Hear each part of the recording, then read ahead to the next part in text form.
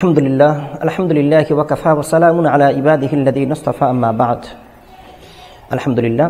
আসসালামু আলাইকুম ওয়া রাহমাতুল্লাহি ওয়া বারাকাতুহু। প্রিয় দর্শক ভাইরা, আমাদের কাছে অনেকেই প্রশ্ন করেন যে আজানের সময় কুকুর ডাকে, কুকুর চেল্লামিল্লি করে, কুকুর কাঁদে, এর কি বিশেষ কারণ আছে? অবশ্যই এর বিশেষ কারণ আছে। দেখেন, আজানের সময় কুকুর ডাকা, কুকুর চিল্লানো এটি কোনো কাকতালীয় বা বিচ্ছিন্ন কোনো ব্যাপার নয়। এর তাৎপর্য আছে। এর তাৎপর্য হচ্ছে রাসূল আকরাম সাল্লাল্লাহু আলাইহি ওয়াসাল্লাম তিনি বলেন যে আজানের সময় শয়তান আজানের আওয়াজকে খুব ভয় পায়, আজানের আওয়াজ সহ্য করতে পারে না, যে কারণে শয়তান পালায়ন করতে থাকে। আপনারা দেখবেন যে কোনো বাড়িতে দুষ্টু শয়তানের উপদ্রব যদি বেশি থাকে, দুষ্টু শয়তান বেশি যদি সেখানে পেরেশানি করে, সেখানে যদি আজান দেওয়া হয় তাহলে শয়তান সেখান থেকে দূরভীত হয়ে যায়, সেখান থেকে পালিয়ে চলে যায়। নবী করিম সাল্লাল্লাহু আলাইহি ওয়াসাল্লাম তিনি ইরশাদ করেছেন, অনেক হাদিসের মধ্যে আছে যে শয়তান কুকুরের মধ্যে ভর করে।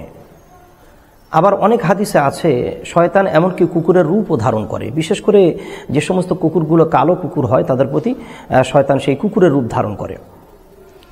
তো এই কারণেই শয়তান যেহেতু কুকুরের উপরে ভর করে, আর কালো কুকুরদের মধ্যে অধিকাংশ কালো কুকুরদের মধ্যে শয়তান কুকুরের রূপ নেয়, সে কারণে দেখা যায় আজানের সময় সেটি শয়তান সহ্য করতে পারে না, আওয়াজ শুনতে পারে না, যে কারণে শয়তান পালায়ন করে, শয়তান ভয় পায়, এ কারণে কুকুর চেল্লামিল্লি করে, আওয়াজ করে।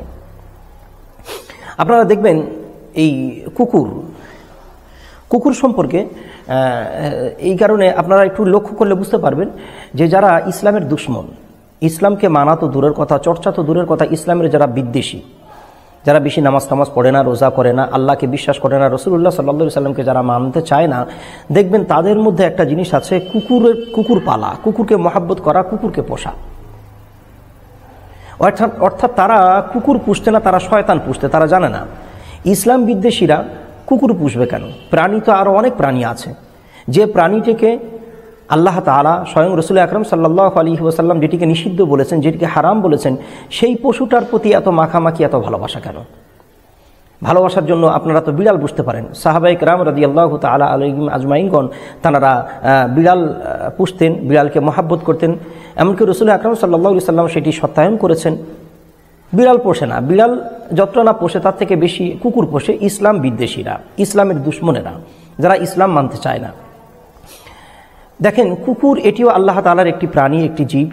আল্লাহর জীবকে, আল্লাহর কোনো প্রাণীকে, আল্লাহর কোনো মখলুককে কেউ যদি ভালোবাসে, তাকে যদি খাবার দেয়, এটি আপনি করতে পারেন। দেখেন, ইসলাম হচ্ছে ব্যালেন্স নামক একটি জায়গা। ইসলামে সর্বদা ব্যালেন্স করে চলতে বলা হয়েছে।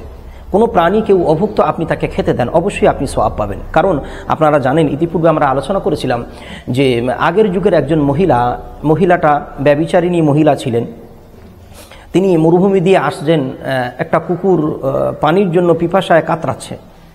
কয়েকটা রেওয়ায়েত আসছে যে তিনি তার আঁচল ভিজিয়ে পানি নিয়ে কুকুরকে পান করিয়েছিলেন। আবার তার আরেকটা রেওয়ায়েত আসছে তার পায়ের মোজা দিয়ে পানি উপরে উত্তোলন করে, চামড়ার মোজা, সেই পানি পান করিয়েছিল কুকুরকে, যে কারণে ওই মহিলাটার আল্লাহ তাআলা ক্ষমা করে দিয়েছেন।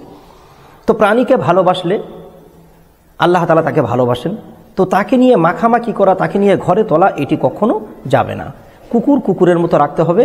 আর বিশেষ করে এই আজানের যে ব্যাপারটা, এটি হচ্ছে ওই হাদিসের প্রতিফলন, ওই হাদিসের পূর্ণ সমাধান, যে রাসূল আকরাম সাল্লাল্লাহু আলাইহি সাল্লাম যে বলেছেন যে কুকুরের মধ্যে শয়তান ভর করে, এমনকি কালো কুকুরের আকৃতিতে শয়তানও চলে আসে।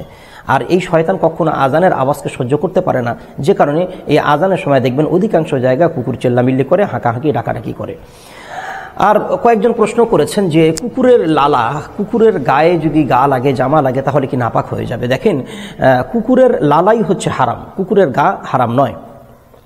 যদি কুকুরের গায়ে তরল কোনো নাপাক লেগে থাকে, আমরা দেখতে পাচ্ছি যে ময়লা লেগে আছে, নাপাক লেগে আছে, তখন যে জায়গাতে লাগবে, কাপড়ে যে জায়গা লাগবে সেটি হবে নাপাক হবে, সেই জায়গাটুকু আপনি ধুয়ে নেবেন। কিন্তু কুকুরের গায়ে তরল কোনো নাপাক নাই, কোনো কিছু নাই, যদি গায়ে লাগে তাহলে আপনার শরীর বা আপনার ওই কাপড়টা নাপাক হবে না, কারণ কুকুরের লালাই হচ্ছে নাপাক। এটি শূকরের মতো নয় যে শূকরের পুরো বডিটাই হারাম, নাপাক, এটি ওই রকম নয়। কুকুরের হচ্ছে লালা হচ্ছে নাপাক। কুকুরের লালা কোনো জায়গায় যদি লাগে সেটিকে ধুয়ে নিতে হবে, সেটি একবার ধুইলে হবে না। রসুল আকরাম সাল্লাল্লাহু আলাইহি সাল্লাম বলেছেন কোনো বর্তনে যদি লাগে 7 বার সেটিকে ধুইতে লাগবে, তারপরে 7 বার ধোয়ার পরে তার ক্রিয়া নষ্ট হবে। কারণ এই যুগে, এই সায়েন্সের যুগে রসুল আকরাম সাল্লাল্লাহু আলাইহি সাল্লামের এই বাণীর ওপরে তারা রিসার্চ করে তারা দেখেছে যে মুহাম্মদ সাল্লাল্লাহু আলাইহি সাল্লাম কেন 7 বার ধুইতে বলেছেন। একবার ধুয়ে দেখছেন যে জীবাণু যাচ্ছে না, 2 বার 3 বার 4 বার 5 বার 6 বার 7 বারের মাথায় দেখা যাচ্ছে জীবাণু দূর হয়ে গেছে। সুবহানাল্লাহ বলেন, যেটি রসুল আকরাম সাল্লাল্লাহু আলাইহি সাল্লাম আজ থেকে নয় প্রায় 1450 বছর আগে রাসূলুল্লাহ সাল্লাল্লাহু আলাইহি সাল্লাম বলে গেছেন। কাজেই এই কুকুরের লালা যদি কোথাও লাগে সেই জায়গাটা আপনারা একবার নয় 7 বার করে আপনারা ধুয়ে নেবেন। আর যদি কুকুরের দেহ যদি কারোর দেহেতে লাগে, কারোর জামাতে লাগে, দেখবেন আমাদের শহর বা আমাদের গ্রামগুলোতে কুকুর দৌড়াদৌড়ি ছোটাছুটি করে, তো আমরা যখন পাঞ্জাবি পরে, আমরা জামা পরে, প্যান্ট পরে যখন বাইরে বার হই, কুকুর তো এসে আমাদেরকে ধাক্কা মারতেই পারে। ধাক্কা মারার কথার অর্থ এই নয় যে আমাকে পুরো পবিত্রতা অর্জন করতে লাগবে, এটি নয়। কুকুরের লালা হচ্ছে নাপাক, কুকুরের দেহ নাপাক নয়। কুকুরের দেহতে যদি নাপাক লেগে থাকে, তরল নাপাক, তখন নাপাক হবে। অবশ্যই আপনাদের প্রশ্নের উত্তর আমরা দিতে পেরেছি যতটুকু সময়ের মধ্যে। আল্লাহ তাআলা আমাদের বেশি করে মেনে নিয়ে আমল করা তৌফিক দান করুন। আল্লাহুম্মা আমিন। আসসালামু আলাইকুম ওয়া রাহমাতুল্লাহি ওয়া বারাকাতুহু।